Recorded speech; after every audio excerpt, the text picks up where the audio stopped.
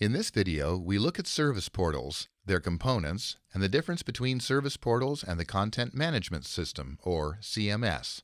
Click an item to go directly to that topic, or continue watching to cover all topics. Service portals provide an intuitive interface for end users to access specific platform components. For example, this service portal provided with the base system allows users to order something from the service catalog, search the knowledge base, get help, ask a question in the community, and more. A service portal consists of these components: the portal configuration, pages, widgets, and widget instances. We'll see how these fit together later in the video. First, let's deconstruct a service portal to see what's in it, starting with the portal itself.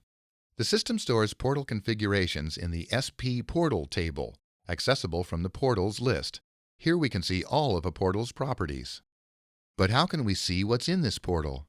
In Service Portal Configuration, we can access the same properties in the portal editor that displays a user-friendly graphical overview of the structure of the portal. Just select a portal from the menu and click a portal component to view or edit its properties. The URL suffix field sets the value appended to the instance URL that will access that portal, in this case, SP. Here you can select the home page for the portal from all of the pages in the system. You can also upload a logo image and specify a theme. And this is where you set the header or main menu for your portal. You can also define which knowledge base and service catalog the portal will use. Now let's look at the next component of a service portal: pages. The system stores page records in the SP Page table. In the page record, you define the layout and content of the page, consisting of containers, rows, and columns. When we open this page, we can see that it has one container here, with one row and two columns. Page-specific CSS styles can be defined for the page as well. To see what the page looks like, let's use the Try It option. Notice that a list of options displays with a link to each portal that uses this page, with the page ID appended to the end. This page ID is also appended to the instance and portal URL, providing the complete URL to a portal page. This demonstrates an important point. Pages are portal agnostic. This means every page is available from every portal. Think of the portal as providing a wrapper for each page that it uses, including the theme, header, and menu. Back on the page form, we click one of the page links to see the page as it renders for that particular portal. To see what's in a page, we can open the page in the page editor here, or return to Service Portal Configuration, access the page editor, and select the page from the menu. Here we can see the graphical overview of the structure of the page, just like we saw earlier for the portal record. Now let's look at widgets, the reusable components that provide most of the functionality within a service portal. The system stores widget records in the SP Widget table. Widgets are created using HTML, CSS, client controller or client script, and server script. Widgets have their own built-in editor, accessible here, or from Service Portal Configuration.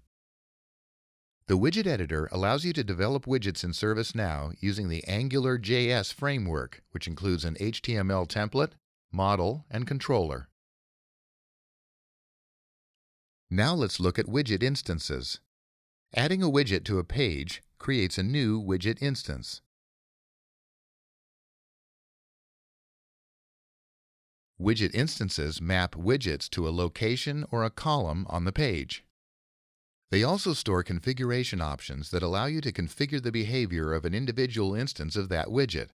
For example, this instance of the Simple List widget displays records from the Catalog Item table that meet these conditions,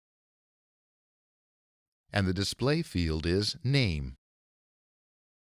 Now let's compare Service Portal with CMS. Both provide you with a way to build custom interfaces for end users, but here's some important differences between them. First, there's the underlying technology. Service Portal uses AngularJS, a common JavaScript framework. CMS uses Jelly, which is not widely used and therefore difficult to find resources. Second, let's compare functional elements. All of the functional elements in Service Portal are widgets, as opposed to CMS, which has many types of functional elements, including content blocks, content types, iframes, UI macros, etc. Third, let's look at the visual layer. Service Portal is a self-contained app on top of the ServiceNow platform that essentially creates a visual layer between the user and the content.